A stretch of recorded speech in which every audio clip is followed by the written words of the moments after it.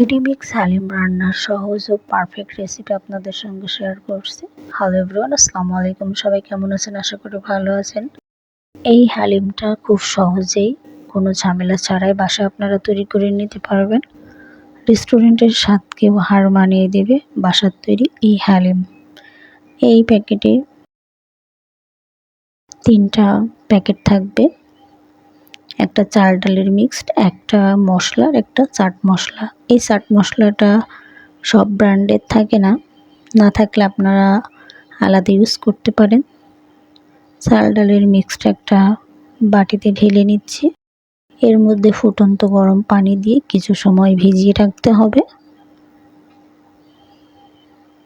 এখানে একটু বেশি পানি অ্যাড করে অন্তত আধা ঘন্টা ভিজিয়ে রাখতে হবে। আর অবশ্যই এখানে গরম পানি অ্যাড করার চেষ্টা করবেন। এবং মশলাটাও ঢেলে নিচ্ছি। এখানে মাংস নিয়ে নিয়েছি, গরুর মাংস। আপনারা গরুর মাংসের জায়গায় মুরগির মাংস দিয়েও করতে পারেন। আর অবশ্যই চেষ্টা করবেন এখানে চর্বি এবং হাড় সহ মাংস নেওয়ার, এতে খুবই ভালো লাগবে। একটা পাত্রে পরিমাণ মতো তেল দিয়ে পেঁয়াজ কুচি ভেজে নিব। আর এখানে পেঁয়াজের পরিমাণটা একটু বেশি দেওয়ার চেষ্টা করবেন। এখানে এলাচ, দারুচিনি, 3টা লবঙ্গ, 7-8টি দানা গোলমরিচ একটু ভেজে নিয়ে এর মধ্যে পরিমাণ মতো লাল মরিচের গুঁড়ো, হলুদের গুঁড়ো, ধনিয়া গুঁড়ো, পরিমাণ মতো লবণ দিয়ে কিছু সময় মশলাটা একটু পেঁয়াজের সঙ্গে মিশিয়ে নিব। এখানে সামান্য একটু পানি অ্যাড করছি যেন মশলাটা পুড়ে না যায়। নতুন বন্ধু যারা আমার ভিডিওটি দেখছেন, আমার চ্যানেলটি সাবস্ক্রাইব করে পাশে থাকবেন এবং বেল বাটনটি অন করে রাখবেন। এখানে অ্যাড করছি রসুন ও আদার পেস্ট, 1 টেবিল চামচের একটু বেশি হবে। এখানে আমি 1 প্যাকেট রান্না করব, সেই অনুযায়ী মশলা অ্যাড করছি। আর এই 1 প্যাকেট হালিম থেকে আপনারা অন্তত 8 থেকে 10 জন খুব ভালো করে খেতে পারবেন। মাংসগুলো এর মধ্যে দিয়ে কষিয়ে নিব কিছুক্ষণ। মাংসগুলো আমি ছোট টুকরো করে কেটে নিয়েছি। সলিড মাংস, চর্বি এবং হাড় নিয়েছি, এতে খুবই ভালো লাগবে। এখানে 350 থেকে 400 গ্রাম হবে হাড় সহ। অবশ্যই আপনারা 300 গ্রাম অন্তত মাংস রাখার চেষ্টা করবেন, এর থেকে বেশি হলে তো আরও ভালো। এখানে যে মশলাটা ছিল সেই মশলাটা কিছুটা অ্যাড করেছি, আর বাকি সামান্য একটু রেখে দিয়েছি, লাস্টে অ্যাড করব। চাল ডালের মিক্সটা এর মধ্যে অ্যাড করে সামান্য একটু পানি অ্যাড করে কষিয়ে নিব কিছু সময়। আর মাংসটা কিছুক্ষণ খুব ভালো করে কষিয়ে নেবেন। আর এখানে গরম পানি দিয়ে রান্নাটা পুরোটা করার চেষ্টা করবেন।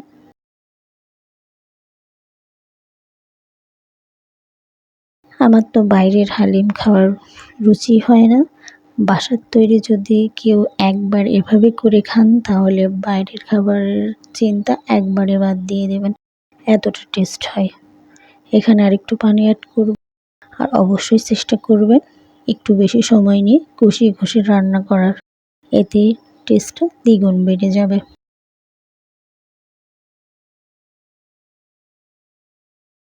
আর অবশ্যই মাঝে মাঝে একটু নেড়েচেড়ে দিতে হবে। আমার ভিডিওটি ভালো লাগলে আপনার বন্ধু বান্ধব, আত্মীয় স্বজনদের মধ্যে বেশি বেশি শেয়ার করতে ভুলবেন না। এখানে একটু বেশি করে পানি অ্যাড করে দিচ্ছি, দিয়ে খুব ভালো করে মিশিয়ে নিব। দেখুন কতটা হয়ে গেছে। আর অবশ্যই একটু বড় পাত্র নেওয়ার চেষ্টা করবেন। প্রায় হয়ে এসেছে। এ পর্যায়ে একটা তেলে দেওয়া বা বাগার দেওয়া, যেটাই বলুন, এটা অবশ্যই দেওয়ার চেষ্টা করবেন, এতে টেস্টটা খুবই ভালো আসবে। এখানে কিছু তেল অ্যাড করে রসুন কুচি এবং 2টো শুকনো মরিচ একটু ভেজে নিয়ে এর মধ্যে দিয়ে দিব। আর দিয়েই নাড়বো না, এটা একটু আমি ঢেকে রাখবো 1 মিনিট। কিছুক্ষণ ঢেকে রাখার পরে একটু নেড়েচেড়ে দিব, এতে সুন্দর একটা ফ্লেভার যোগ হয়ে যাবে। এটা অ্যাড করার কারণে হালিমের টেস্টটা খুবই ভালো আসে।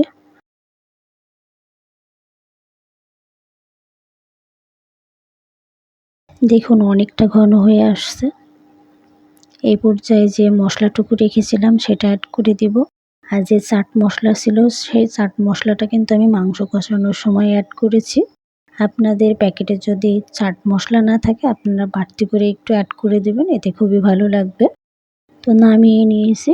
আপনারা চাইলে একটু পাতলা করে রাখতে পারেন, তো আমি একটু ঘন করেই রেখেছি। আর নামানোর পরে কিন্তু আর একটু ঘন হয়ে আসে। আমারটা এ পর্যায়ে আছে। নামানোর পরে অনেকটা ঘন হয়ে যায়, সে অনুযায়ী আপনারা একটু আগে থেকে নামানোর চেষ্টা করবেন। এখানে আমি একটু পরিবেশনের জন্য আরেকটা পাত্রে নিয়ে নিচ্ছি। দেখুন কতটা লোভনীয় দেখাচ্ছে। এটার টেস্ট আরও বাড়ানোর জন্য এখানে কয়েকটি উপাদান যোগ করব। এখানে কিছু পেঁয়াজ বেরেস্তা অ্যাড করছি। এই পেঁয়াজ বেরেস্তাটা অ্যাড করার কারণে হালিমের টেস্টটা দ্বিগুণ বেড়ে যাবে। সাথে কিছু শসা কুচি এবং ধনিয়া পাতা কুচি। আর যদি সাথে লেবু থাকে তাহলে বাইরে হালিম খাওয়ার কথা সারা জীবন আপনারা ভুলে যাবেন। আর এইভাবে যদি বাসায় তৈরি করে হালিম একবার কাউকে খাওয়ান, সারা জীবন তার মুখে লেগে থাকবে।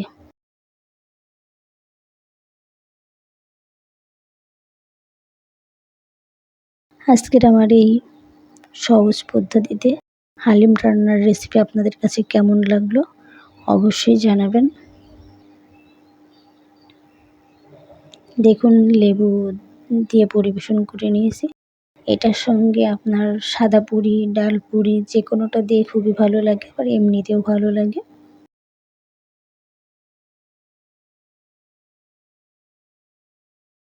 অনেক টেস্ট হয়েছে। আমি তো বাইরেরটা খেতামই না, বাসার তৈরি এটা অনেক ভালো লাগে। তো এখানে সাদা পুরি, ডাল পুরির সঙ্গে পরিবেশন করে নিয়েছি। দুইটা দিয়ে দারুণ লাগবে।